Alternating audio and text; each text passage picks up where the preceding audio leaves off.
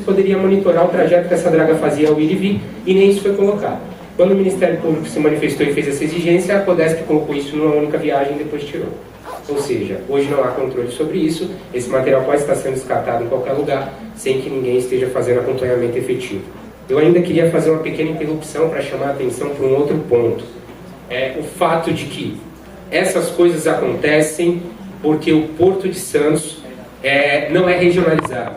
Muitas pessoas falam de privatização do porto. Esse processo para ocorrer ia requerer uma alteração na lei, o que seria muito improvável, porque isso ia mexer com muita gente, com muitos interesses, mas o processo de regionalização do porto traria solução a esse processo, tendo em vista que nós diminuiríamos um chamado conflito porto-cidade. Nós estamos aqui justamente porque esse conflito existe, porque o interesse da cidade entra em conflito com o interesse do porto.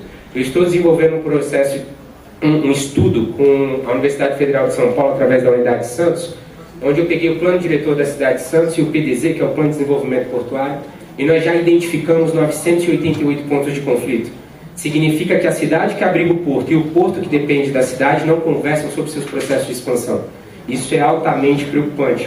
E a regionalização traria essa pluralidade de discussão e ia permitir que porto e cidade caminhassem juntos na mesma direção de crescimento, só que sustentável.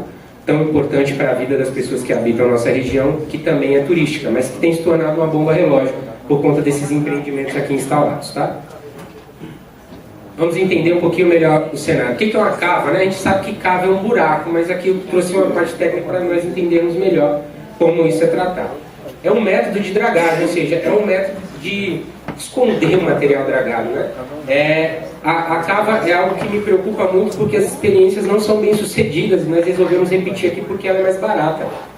O Ministério Público também trouxe a discussão a questão da dragagem ser feita por sucção como algo mais seguro, e de fato né? Mas nós temos também a dragagem ambiental, só que ela é muito mais cara do que o processo de dragagem implementado aqui pela Codesp na área do porto público e, portanto, não foi adotado.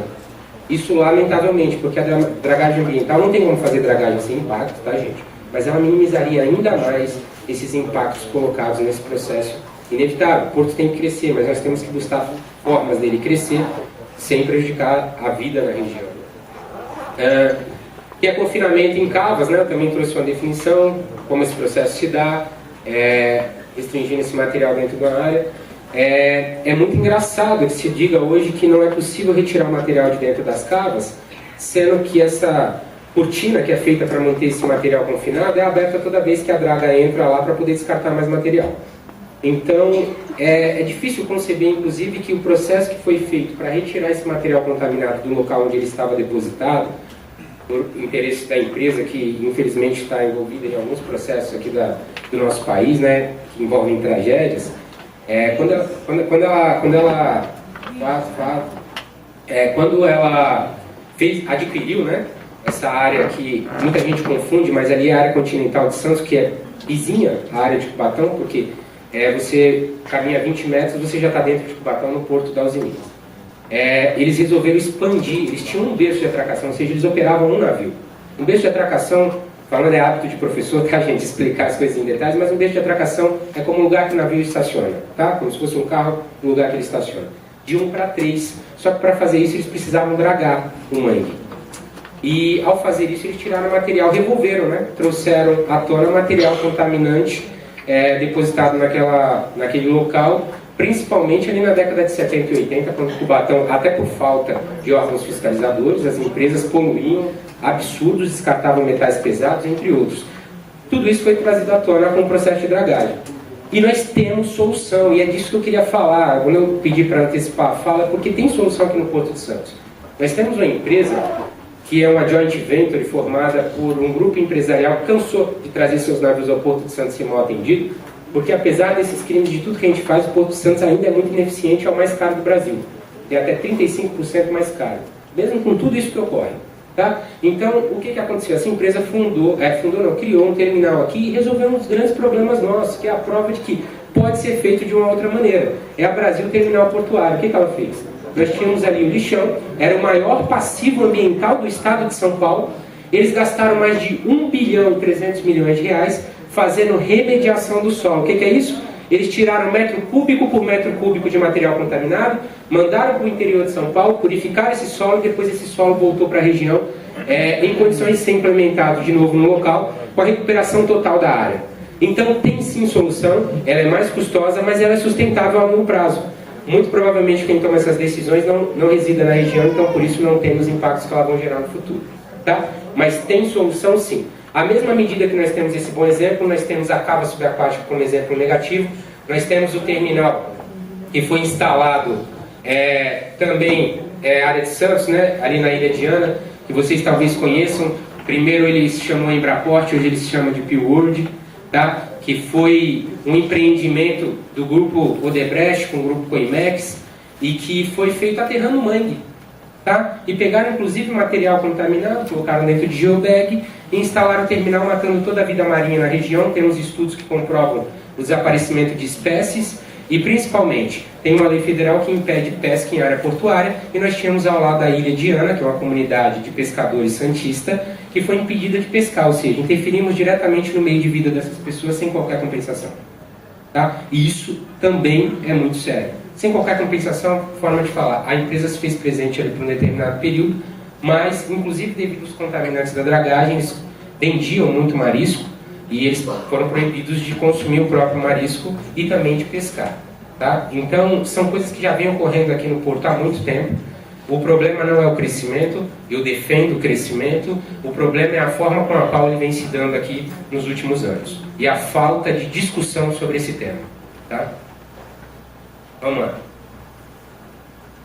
Eu peguei essa imagem aqui para poder ilustrar a distância entre a área que o terminal está instalado e aonde foi instalada a cava. Só para a gente entender, presta atenção de vocês ali, aqui ó, isso aqui é um pier de atracação da Uzi Minas e esse aqui também é um outro pier. A Uzi Minas tem capacidade de operar até com 5 navios ao mesmo tempo, tá gente? E aqui do lado tinha a VLI com capacidade de um só. Essa área toda aqui foi a área que eles expandiram. Tá? Essa mesma empresa ainda tem uma bomba relógio aqui, que é um tanque de amônia, que é capaz de colocar a baixada no chão. Tá, pessoal? E outra coisa também muito pouco discutida. Enfim, eles retiraram esse material, dragaram esse mangue aqui nessa região e depositaram esse material aqui. Foi trazida a discussão aqui, agora infelizmente não me recordo por quem, do fato da VLI recolher imposto em Santos e etc. e ter depositado o material em Cubatão. Mas vale lembrar que apesar do material estar em Cubatão e que isso já é errado por natureza, mas faltou talvez a ação aí, né, daqueles que deveriam defender os interesses públicos e da cidade, inclusive, da qual sou natural, e depositaram a draga aqui. Mas aqui do lado a gente já tem o território de Santos, então seria muita inocência entender que o processo de instalação dessa cava não vai atingir Santos, vai atingir Guarujá, vai atingir Cubatão e toda a área de influência direta do Porto de Santos, tá? Aqui eu trouxe alguns outros dados, só para facilitar a nossa discussão, de tamanho da cava, etc., volume de adragado, e eu vou disponibilizar isso para vocês também. E é muito engraçado, porque nós temos todos os órgãos envolvidos dizendo que o processo é totalmente seguro, e já foram feitas 43 diligências de investigação no processo, com receio de vazamento de material, dentre outros. Um processo totalmente seguro demanda tudo isso, de fiscalização, e esses são os dados fornecidos pela própria empresa, tá, gente, que é responsável pelo processo. Ela mesma já falou que teve que gastar 43 oportunidades com equipes para avaliar se haviam vazamentos ou não. E aqui é uma imagem que eu acho que contextualiza principalmente para quem não é do meio da área, como funciona a cava, tá? É um buraco, né, falando no termo mais chulo, com capacidade para 16 milhões de metros cúbicos, e esse é o processo. A draga vem e deposita o material aqui.